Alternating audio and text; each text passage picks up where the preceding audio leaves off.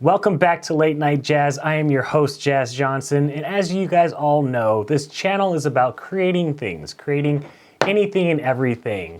So today we're going to be talking about a promise me and my friends created back in high school.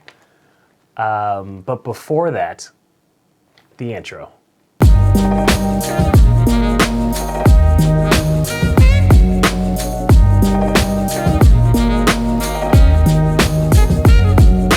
All right, this video is sort of for the young kids, the middle schoolers and high schoolers, because that's when we made this promise, was in high school. And you can sort of see that reflected in the rules we made for it too.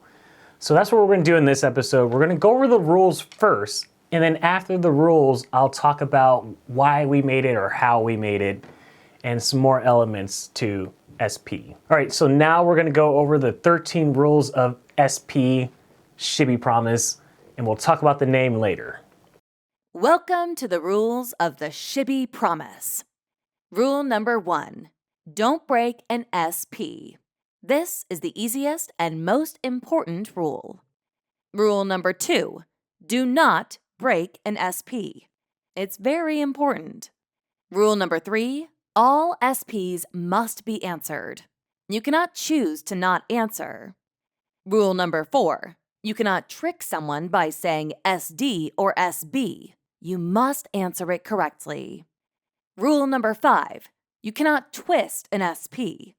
Example, if your friend is throwing sticks at you and you SP them to stop and they say yes, that friend can't just start throwing rocks instead. They should know what their friend meant. No twisting. Rule number 6, you have 10 seconds to take back an SP. Only for moments when you truly accidentally break an SP. Rule number 7, can't use SP for evil. If you can tell your friend doesn't want to talk about something, you can't just SP them to get an answer. That's using SP for evil. Rule number 8, all rock, paper, scissors are SP'd.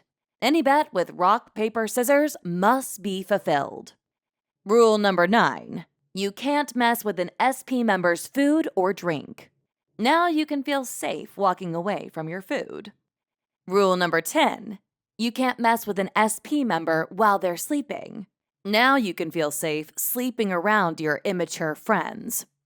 Rule number 11, you can't mess with an SP member's money.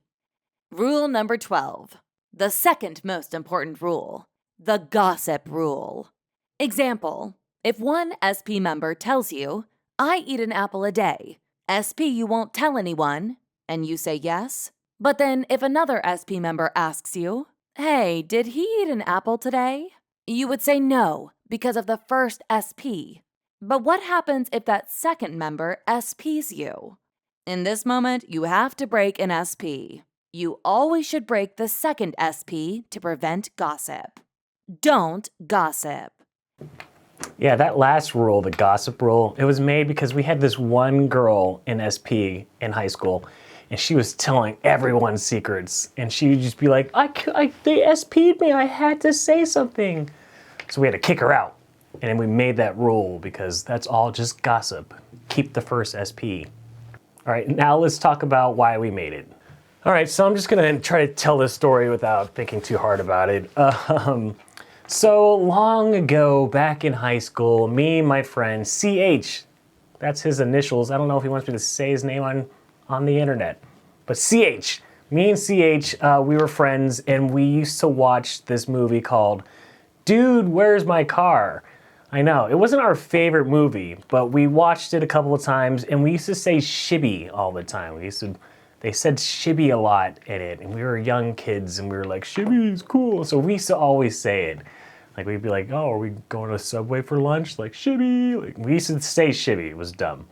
And one day we were in class, Mr. K's class, actually. And, you know, we're playing that game what kids do where you throw something at your friend and then you're like, you get hit and you're like, well, the game can't end now. I have to throw something back at them. So we're playing that game and our teacher gets really mad at us. And we're like, all right, we got to stop. But then whoever got hit last is like, yeah, we'll stop, but like one more throw, obviously. Ugh. And then he gets mad at us again, right? And we're like, all right, we gotta stop. And then we're like, how about we just like Shibby Promise to stop? And we liked the name. We were like, oh, Shibby Promise, that's sort of cool. So we kept saying Shibby Promise to each other, and then we added rules, and we added more of my friends into it, and then it became its own little thing, and that's it. That's the reason why SP exists. So nowadays, me and my friends don't really use SP as much, but it still comes up when something important happens, but now we're all adults, so like, something important now is like, hey, like, I'm getting a divorce, and it's like, what, SP? Like, it'll come out in those weird moments. So that's pretty much for this episode. We just wanted to throw SP out there to the world and see if anyone wants to use it, because I know there's a lot of friend groups that would benefit from it.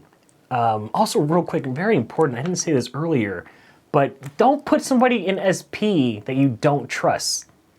I should have said that at the top of the episode. Hopefully you're still watching. But yeah, you don't bring somebody into SP to gain their trust. You already trust the person so much that you can put them in SP. It's very important. You kids will figure it out when people start breaking SPs and you have to stop being friends with people. No, it's a whole thing. It's fun. Have more fun than the drama aspect. There was a lot of drama, but I mean, come on. We're children. We were children. I think you guys will have fun with it. Be responsible. Don't break a SP. All right, that's the end of the episode. Till the next day. Love and peace.